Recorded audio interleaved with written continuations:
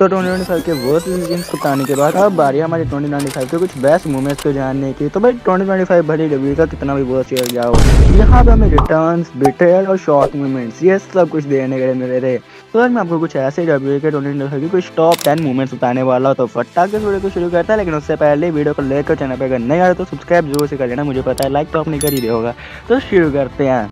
यहाँ पे गाइस अगर हम सबसे पहले नंबर 10 के बारे में बात कर लेते हैं, तो भाई नंबर 10 पे मैं जिस मूवमेंट को रखना चाहूँगा वो मेरे हिसाब से नंबर 1 पे भी आ सकता था, लेकिन वो नंबर 10 पे है उसके खराब मैच की वजह से, और नंबर 10 पे हमारे लेजेंड की वजह से। पर भाई वो कोई और मूवमेंट नहीं, वो है जब हमारे जॉन सीना बने थे हमारे 17 टाइम वर्ल्ड चैम्पियन। और भाई ये मूवमेंट कितना ज़्यादा ग्रेट है मेरे हिसाब से, हम में से किसी को भी इस बात के ऊपर कोई इतनी चर्चा करने की ज़रूरत ही नहीं है, क्योंकि भाई सीना का जो लास्ट ईयर था ये, वहाँ पर भाई जब सीना हमारे रेसलमेनिया में 17 टाइम वर्ल्ड चैम्पियन बनते हैं और वो साबित करते हैं नेवर गिव अप, तो भाई ये नेक्स्ट लेवल थिंग थी। और मेरे हिसाब से अगर ये मैच बेस्ट होता तो इसे भाई हम लोग नंबर 1 पे भी रख सकते थे, जिसके बारे में हमने पहले ही लास्ट वीडियो में बात की हुई है। और इसके अलावा ये तो अभी शुरुआत हुई है, आगे आगे देखो बहुत कुछ बचा के रखा हुआ है। जहाँ पे अगर हम नंबर 9 के मोमेंट के बारे में बात कर लेते हैं, तो वो कुछ और नहीं, वो एक बिट्रेयल था, या फिर वो बिट्रेयल ऑफ द सेंचुरी था, और वो मिला था पॉल हेमन की ओर से हमारे रोमन रेंस और सीएम पंक दोनों को।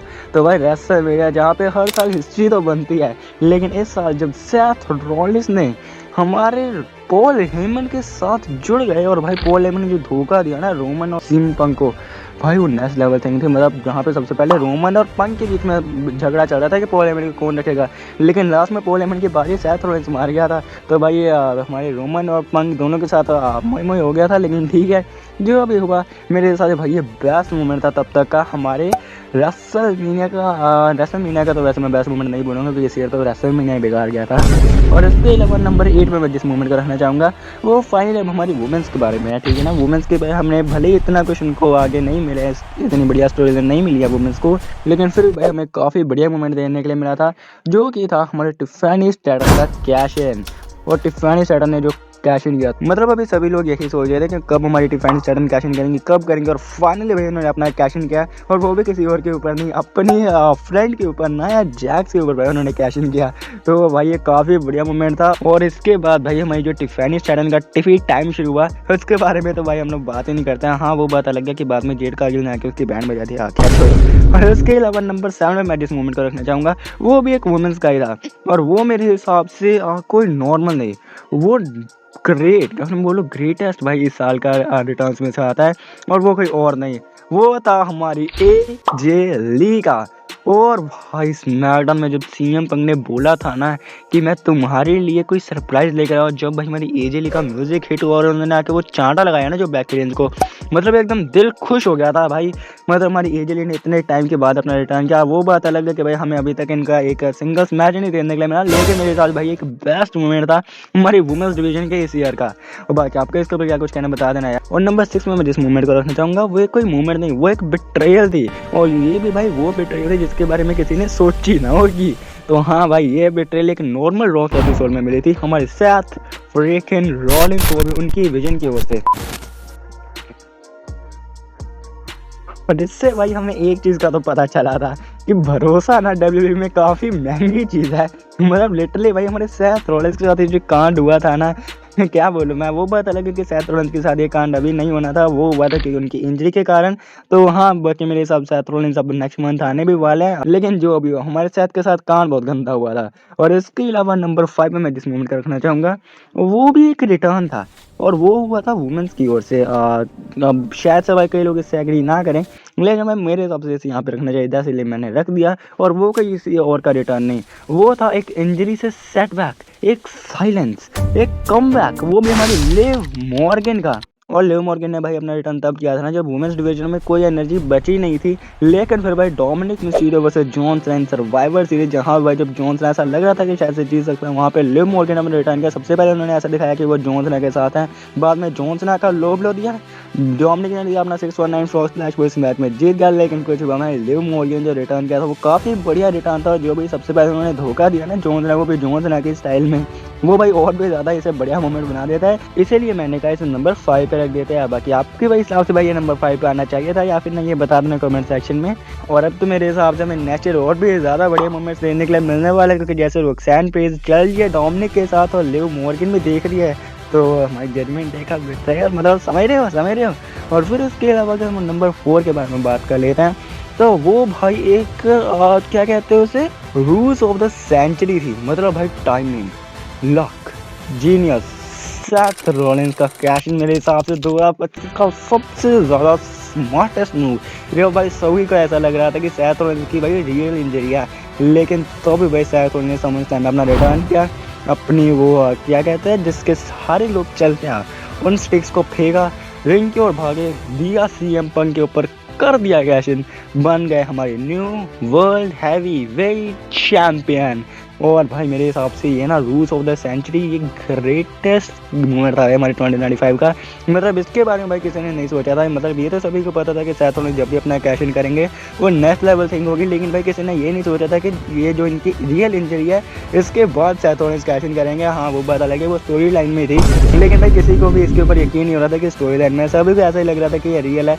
लेकिन फिर भी भाई हमारे सेथ रॉलिंस ने जो कांड किया था ना हमारे सीएम पंक के साथ, क्या ही बोलूँ मैं।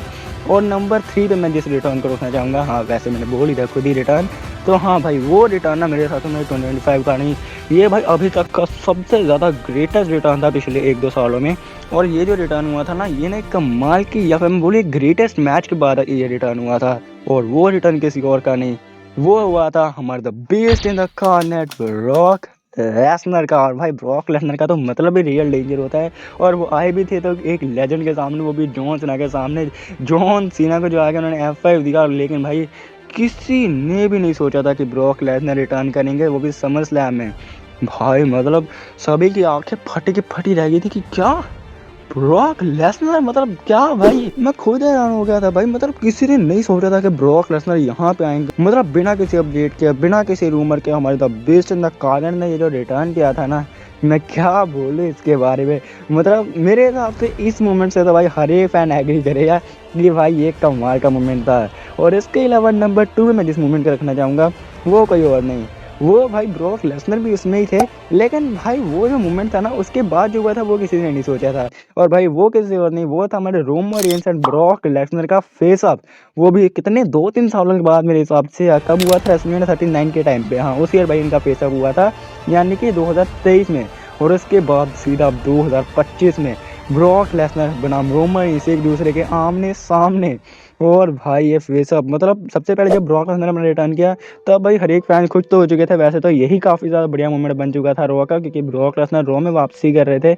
लेकिन इसके बाद जब भाई हमारे रोमन रेंस ने रिटर्न किया, वो भी ब्रॉक लेसनर के सामने, मतलब सबको ऐसा लग रहा था कि अब जो कि अगर रोमन रेंस आते भी हैं वो नेक्स्ट रॉ में आएंगे। लेकिन भाई रोमन रेंस ने हर एक फैन की ऐसी की तैसी कर दी भाई उनकी इमोशंस की। जब भाई हमारे रोमन रेंस का म्यूजिक बजा तो उन्होंने आते के साथ एक सुपरमैन पंच धर दिया हमारे ब्रॉक लेसनर को। लेकिन भाई कुछ भी, ये जो इनका फेस अप हुआ था ना वो नेक्स्ट का नेक्स्ट लेवल थी। क्योंकि रोमन वर्सेस ब्रॉक की जो राइवलरी है ना, इसको भाई किसी भी एक्सप्लेनेशन की ज़रूरत ही नहीं है। ये भाई खुद में एक महानता हासिल है भाई इस राइवलरी को। इसे तो अगर ग्रेटेस्ट राइवलरी का अवार्ड भी दे दिया जाए ना तो भी भाई ये कम है। और इसके अलावा नंबर 1 पे मैं जिस मूवमेंट को रखना चाहूँगा वो तो भाई उससे तो हर एक फ़ैन को मेरे साथ आना ही है।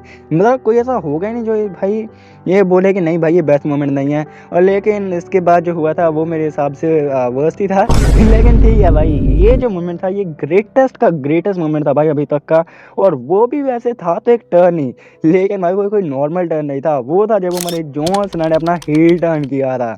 और भाई सारी WWE की हिस्ट्री में एक चीज़ भाई सभी का इम्पॉसिबल लगती थी ना, वो था हमारे जॉन सीना का हील टर्न। और उसके बाद लेकिन जब भाई हमारे जॉन सीना ने अपना हील टर्न कर दिया ना, फैंस शॉक हो चुके थे भाई। कुछ लोग खुश थे, कुछ लोग ब्रोकन हो चुके थे। मतलब लिटरली भाई हमारे जॉन सीना का हील टर्न, वो भी किसी ने नहीं सोचा था। मतलब ये ना सच्ची में वही मोमेंट था कि किसी ने सोची ना होगी। और ये इसीलिए भाई 2025 का सबसे बड़ा मोमेंट था। वो बात अलग है, इसके बाद जॉन सीना को घटिया स्टोरी लाइन की वजह से भाई इनका ये जो हील टर्न था उसको बेकार बना दिया गया। नहीं तो भाई अगर इसको कुछ बेस्ट अगर इसमें दिया जाता जॉन सीना के हील टर्न में तो ये मेरे हिसाब से 2025 की ग्रेटेस्ट स्टोरी लाइन बन सकती थी।